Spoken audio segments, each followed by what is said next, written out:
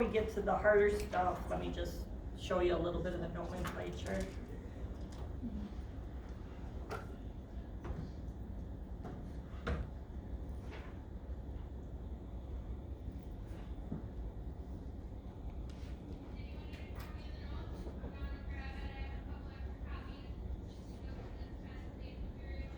She's so cool. Small girl, big voice, yeah. So carboxylic acids and derivatives. Notice they use the word derivatives, that's a word we're hearing in lab also. All that word means is, when they give you the functional group and then they say derivatives, that means that one of the reagents you used was that functional group. So if we start with a carboxylic acid and add something else to it, then we've made a derivative of a carboxylic acid. First, before we get to the derivatives, the carboxylic acids themselves, the functional group is this group right here. We've seen that functional group before, but it's actually called a carboxyl group. And then because it is acidic, specifically that H on there is acidic, that's how this became known as a carboxylic acid. So that's kind of the history of how the type of functional group name came about. As far as the IUPAC nomenclature, you just drop the E from the alkane name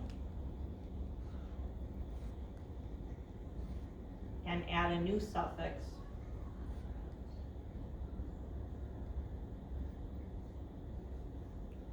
And that new suffix is oic acid. So if you look back up at the initial carboxylic acid I wrote above, you see that it has 5 carbons. 5 carbons would have been pentane, but because it's a carboxylic acid, it becomes a pentanoic acid. You just drop the E.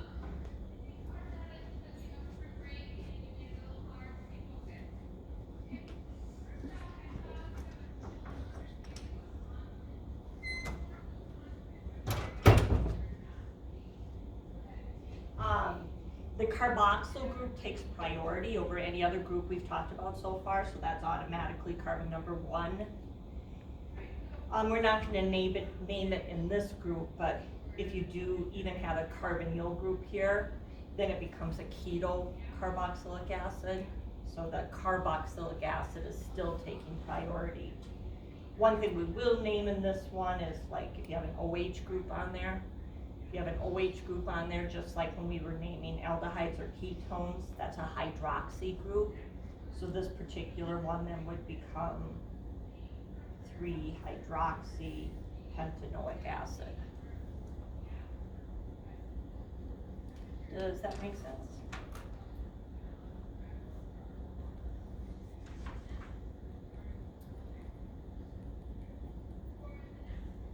Because it's a carboxylic acid, it means that it does react with bases.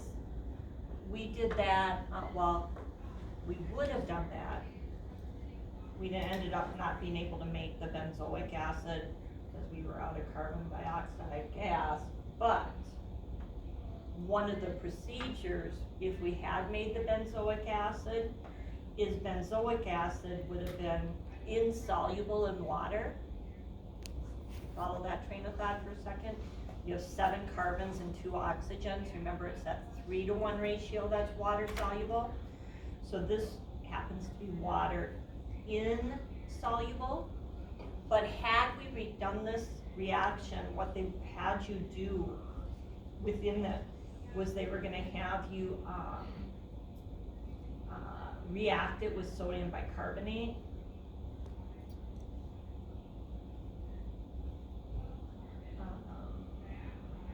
This is sodium acetate. Here we go, HCO3. There we go. They were going to have you react it with sodium bicarbonate, and that would have deprotonated this H from the carboxylic acid.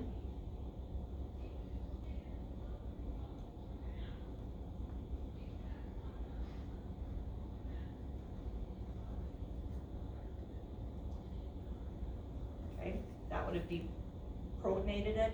And now the key, the reason why we would have done this in the Grignard lab is because any salt of sodium, potassium, or ammonium is water soluble.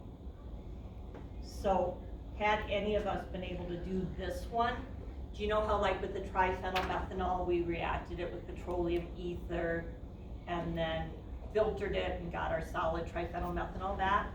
With this one, we would have reacted it with the sodium bicarbonate, and our biphenyl would have stayed in the organic layer.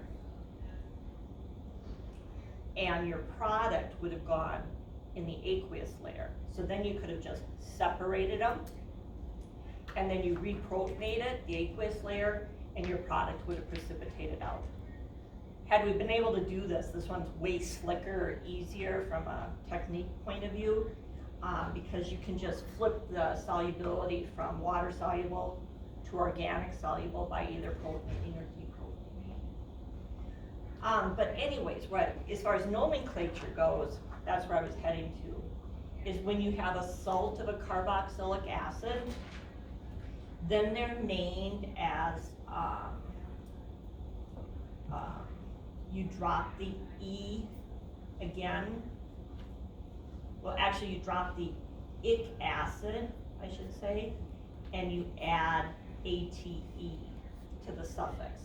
So where this beginning acid would have been benzoic acid, when you name the salt of it now, you name the sodium ion or potassium ion or ammonium ion, whatever ion it was, but in this case it would have been sodium.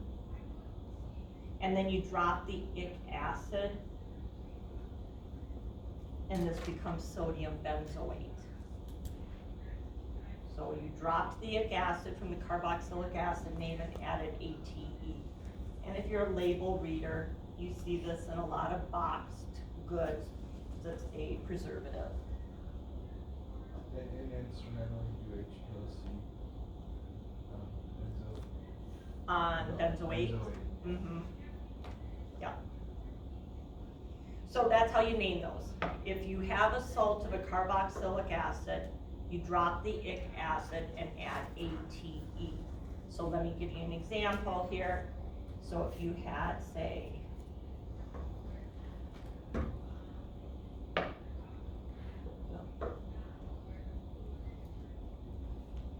so what would be the name of this carboxylate salt?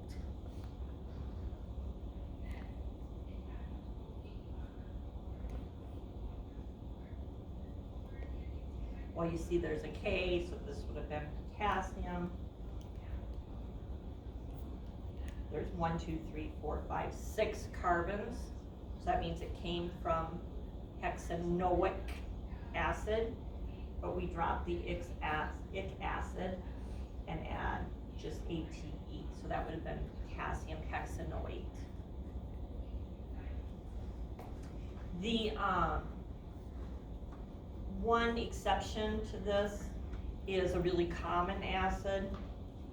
We've used it a lot. You've seen it a lot in examples. Just this, a simple 2-carbon acid. The IUPAC nomenclature would have been to call it ethanoic acid. But of course we call it, and this is virtually the only name you ever see it go by, we call it acetic acid. Similarly, if you have a salt of acetic acid,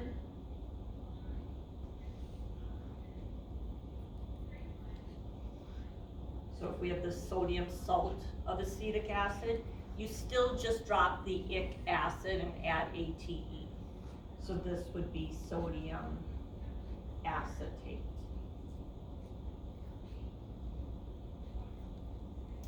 The term, and I may have told you this before, but I'll repeat myself, the term acetic comes from Latin for acetum, which is vinegar. And so this is the acid in vinegar, and that's how the name acetic acid came by. The simplest acid of them all would have been a 1-carbon acid, right? And that would have been called methanoic acid. 1 carbon's methane, drop the E, add oic acid, so it'd be methanoic acid. You never see it called that. It is also called by its common name, and its common name is formic acid. That has a Latin derivation also. Formica is Latin for ant, like the little crawly things. And this is the acid that you feel if a red ant bites you. That's formic acid that you feel. So this is truly an ant acid. I always ask this in my general chem class, and they always get it wrong. But this is the ant acid.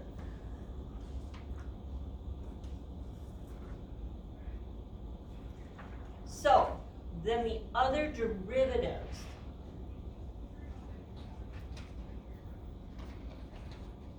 is you can react a carboxylic acid with an alcohol.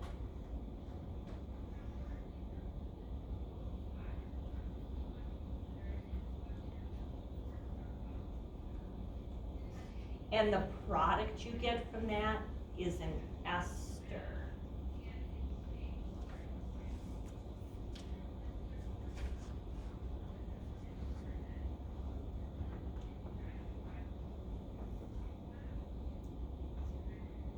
So for example, if I took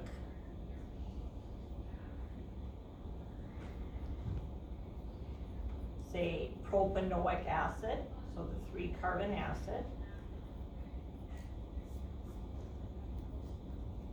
and I reacted it with an alcohol, we'll just say methanol, and I'm purposely going to write it kind of goofy.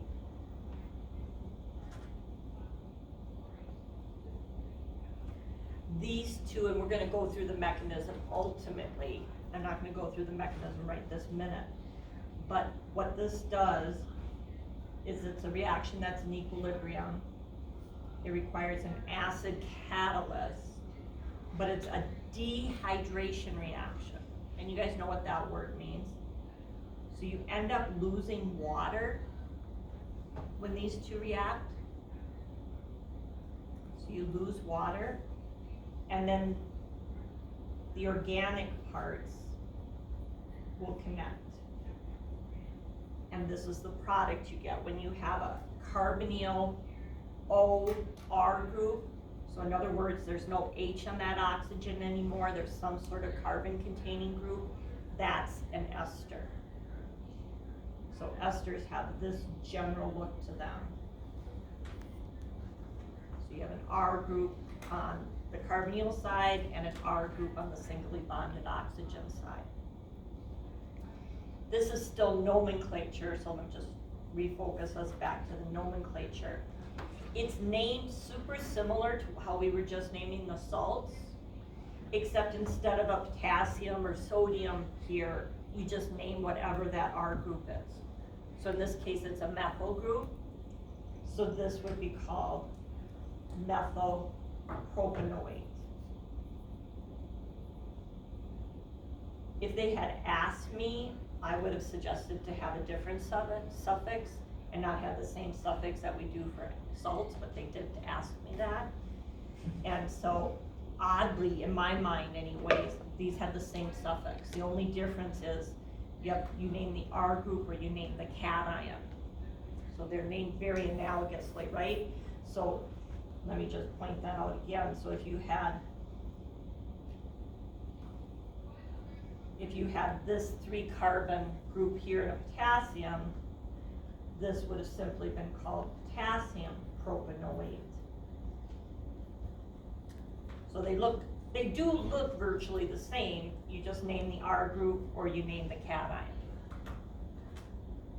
The difference is the propanoate when it's with potassium, that's actually an ionic bond, and methylpropanoate is a covalent bond. So they're very different types of molecules, but they're named similarly.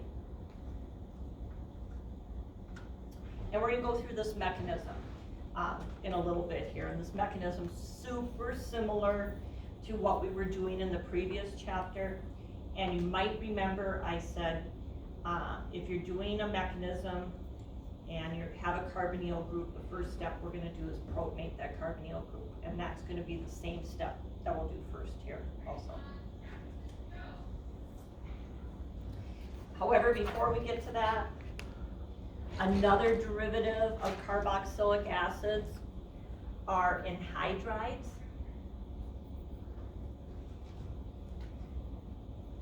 And an anhydride looks like this.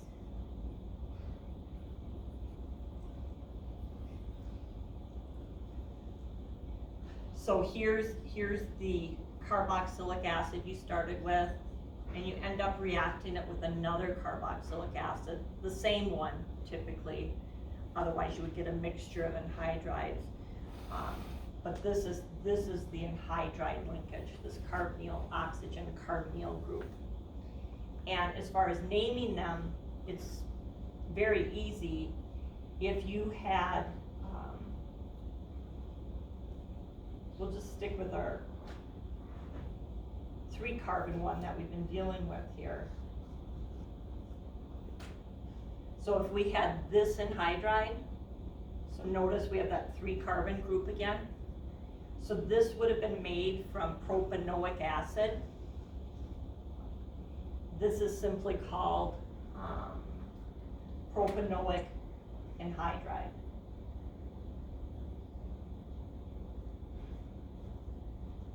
So they simply just lose the word acid and replace it with the word anhydride.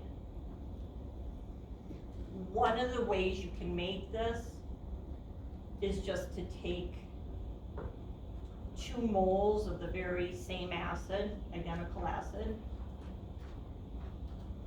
and you heat it in the presence of, in a pH, in an acidic pH. And it, just like that previous reaction we looked at, is a dehydration reaction. And so you lose water again, and then those organic pieces connect. And we'll look at this mechanism also. But the first step is the same one I keep mentioning, protonating that carbonyl group.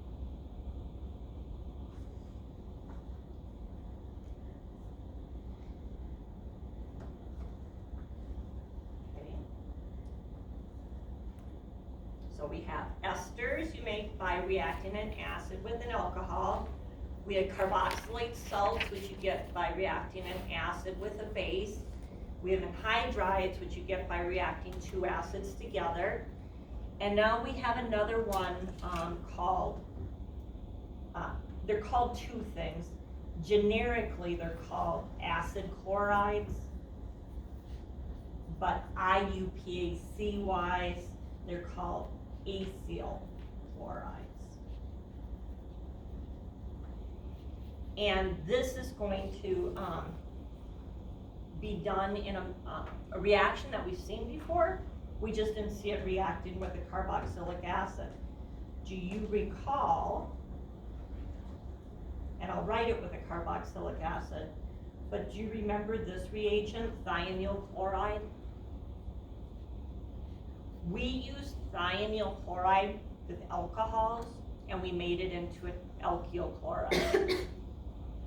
You can react it with a carboxylic acid, and it's the same type of reaction. You get the acid chloride from it. So these are called acyl chlorides. The way they're named is you drop the ic acid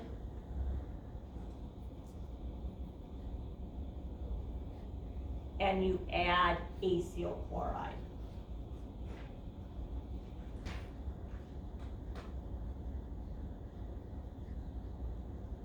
I should say just YL chloride.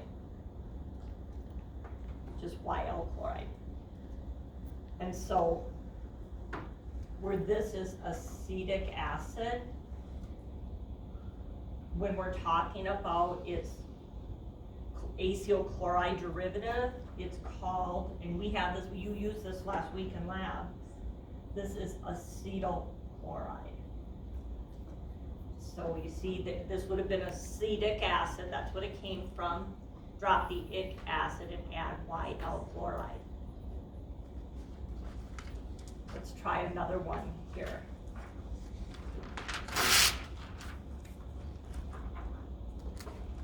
Name this one.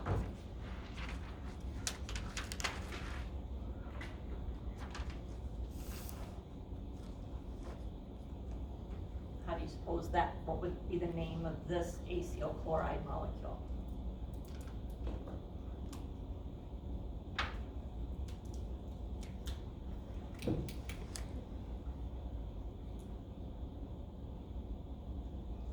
Well, the 3-carbon acid would be what?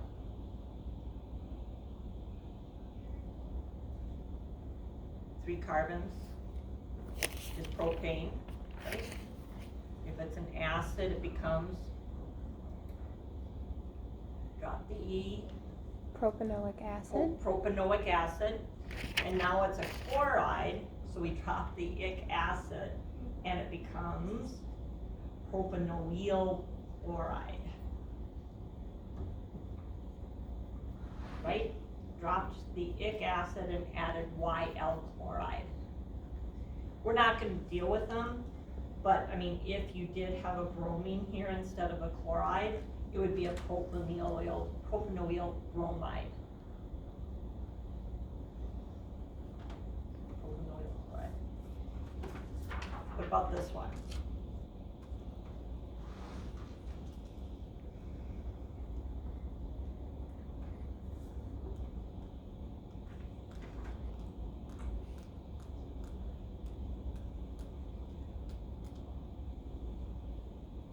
What would be the name of that one?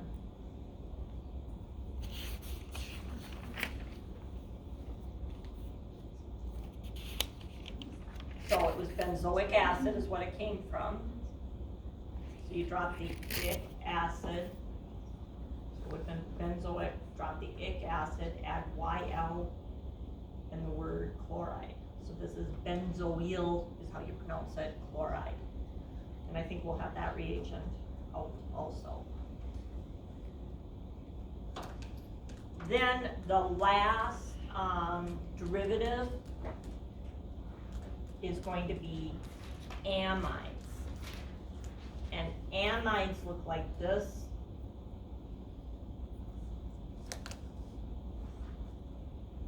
Where you have a carbonyl nitrogen bond. They're made from taking a carboxylic acid and reacting it with an amine. It could be a primary, secondary, or tertiary amine. Doesn't matter what the class of the amine is. It's still a dehydration reaction.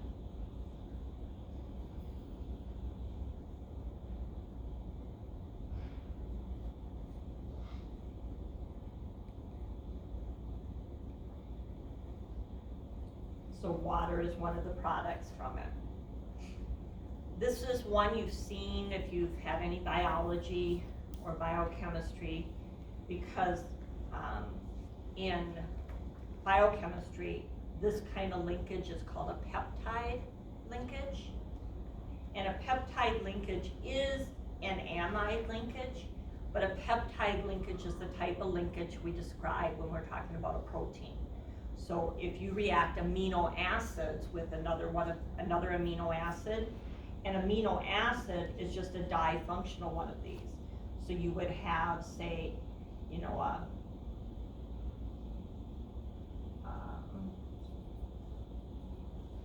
just say we had a really simple one. If you had this amino acid reacting with another amino acid, and I'll just leave it generic, put an R here. The linkage you get right here is still that amide linkage, but the biochemists call it a peptide linkage. So peptide is an amide linkage that resulted from amino acids reacting with each other. Amide is still an amide linkage, but that resulted just from a carboxylic acid reacting with an amine, not a molecule that had both functional groups within the same. So amide linkages, very prevalent in biochemistry, except they're called peptide. And then how you name them, though, is naming amides. You once again drop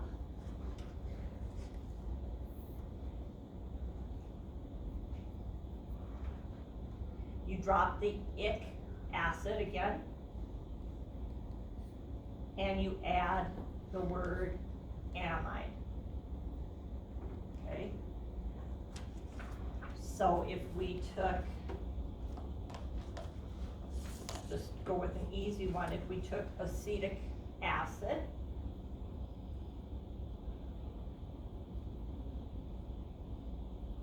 and reacted it just with ammonia,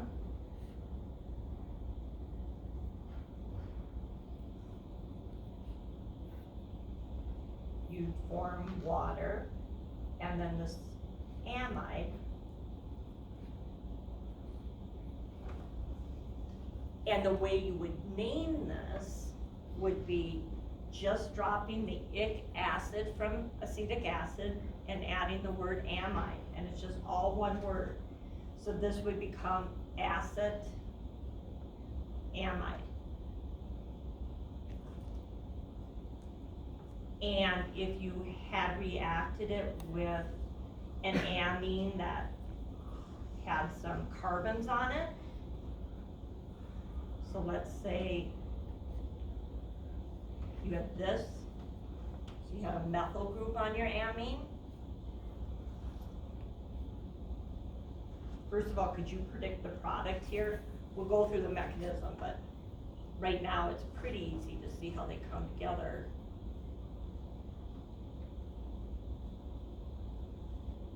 So we'll have water, and then the product.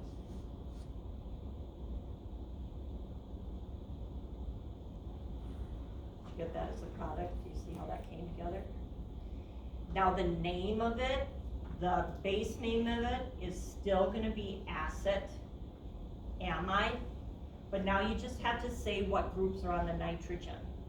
And to let the reader know that you're talking about groups that are on the nitrogen, you use a capital letter N. So this one would be called N-methyl acid amide. If there'd been an ethyl group on there also, you'd put them in alphabetical order and say N-ethyl, N-methyl acid amide. You put the N. Yep. Just like we do with numbers, every group on the nitrogen gets an N. So you bring up a good point though. So that would be true even if they're identical groups. So if you have a methyl group and another methyl group on here, it becomes NN dimethyl acid amide. So every group on the nitrogen has an N as a designation in the name.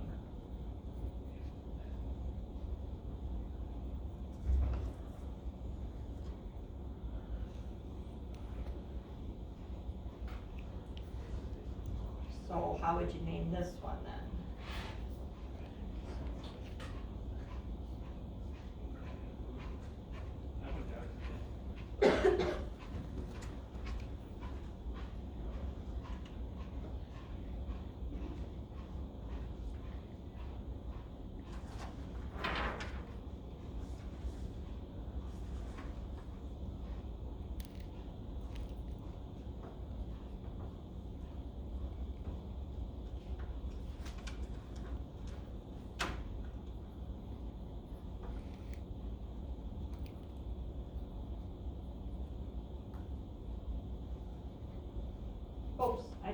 do that right, did I? I forgot the carbon, I forgot the amide part, has a C double bond O in it. That doesn't matter.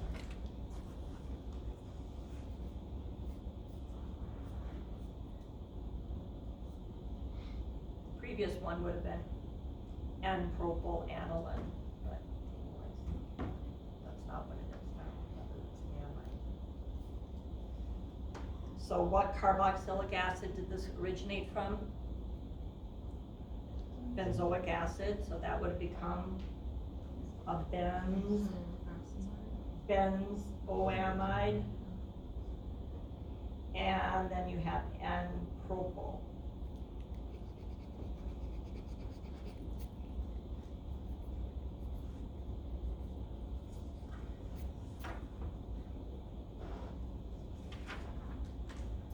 I'm going just a little bit out of order. Let me just show you one of these mechanisms I kept referring to. So let's look at the ester mechanism. Because as I said, it kind of, it doesn't kind of, it really helps solidify what we were doing in the previous chapter.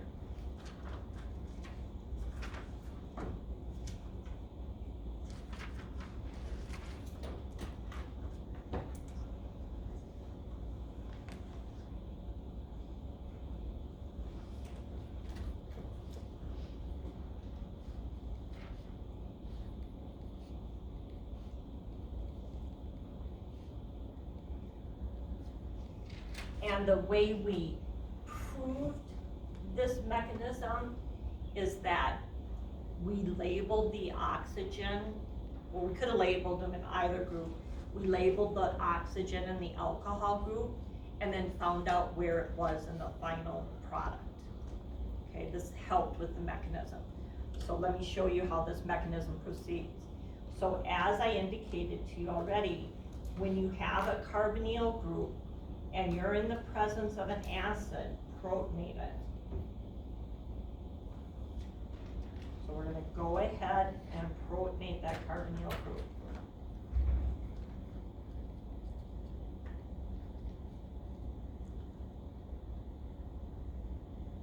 It seems maybe a little odd to do that until you realize that, and we saw this in the previous chapter, whenever you protonate a carbonyl group, you can now draw a resonance structure that really helps you predict what's gonna happen next. Because remember what I said with resonance structures, you don't have to memorize them. You just push the electrons towards a positive charge. So if we push those electrons towards that positive charge, you can see that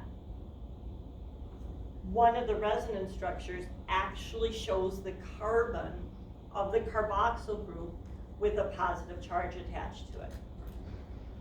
And what happens here, oh, and I forgot to write the product up here. Let me finish. The product you get up here is the following.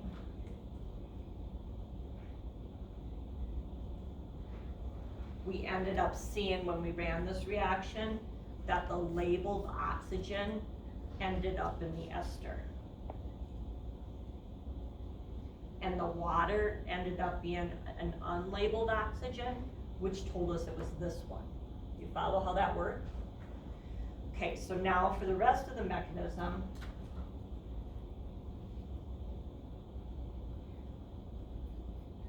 so now we're gonna have that labeled oxygen attack that positive charge.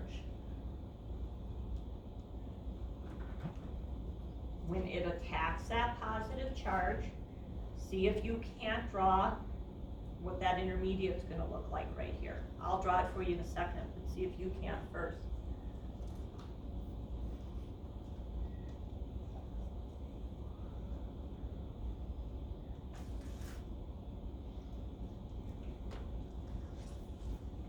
And don't make this harder than it is.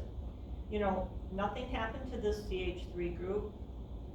Nothing happened to the OH group. Nothing happened to the other OH group.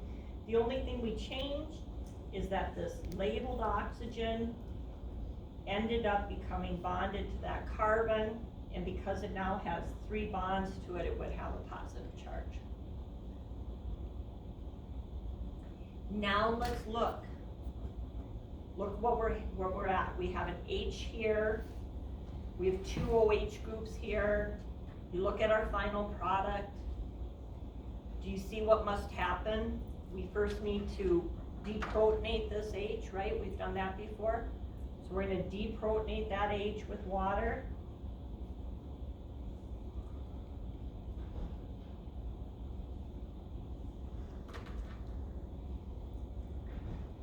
And when we deprotonate that H, we're just gonna use that resulting product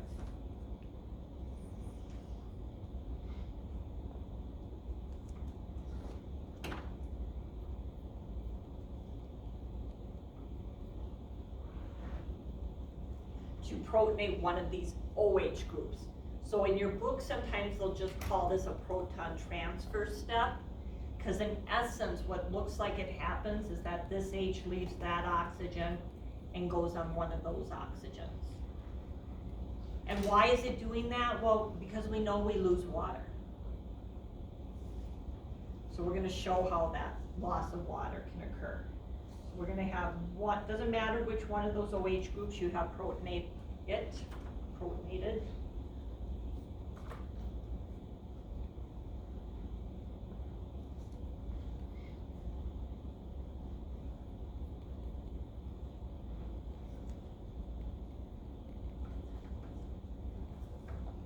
But do you see what this let us do when we protonate this? So now we have a good leaving group here. If you look at our product, we need 2 oxygens left on this carbon, 1, 2. We currently have 3 oxygens on this carbon. We only want 2 oxygens on this carbon. How are we gonna get rid of that 3rd oxygen? By protonating it and having it leave as water. So now it's up to you if you want to show water leaving because it just felt like leaving, or you can show it leaving because this formed a carbon-oxygen double bond and kicked it off. We're going to come to the same 2 resonance structures regardless.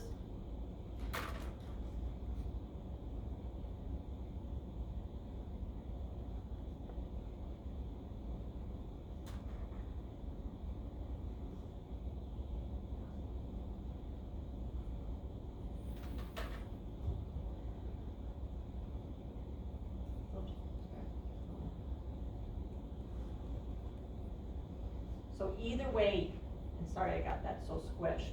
So if you showed water leaving, then you would have had a positive charge right here. And then you would have shown these pair of electrons coming down and forming a carbon-oxygen double bond. Or we could have shown the carbon-oxygen double bond forming, causing the water to leave, and then write the other resonance structure. Doesn't matter which way you get to these 2 resonance structures, but they are there. And that's something you're just gonna get used to. Whenever you see positive charges and multiple bonds, you're gonna draw a resonance structure for it. And then do you see, so if you look at this one of the resonance structures, do you see how we almost have our product? The product is just this minus that H, and we can just show water deprotonating that. And this was acid catalyzed. And if you were working any of those problems we did in the previous chapter, this looks almost identical to them. Super, super similar. So in this very last step, we'll just show water, deprotonating that, and then that's how you're gonna get your final product, the ester. And the ester has that oxygen labeled in that position we indicated. So practice these mechanisms. Be able to do this plus this to get these 2, and then be able to do the reactions we were doing in the previous chapter, where it was essentially this, but it was with an aldehyde or a ketone. And you ended up forming acetal or a ketal. Try to do those without any other things but pencil and paper, because you're gonna see those again on Friday. we'll stop there, answer any questions you might have. Yeah, I'll be here anyways, I'm just curious, is anyone planning on coming at 8 tomorrow? Okay, because last week nobody.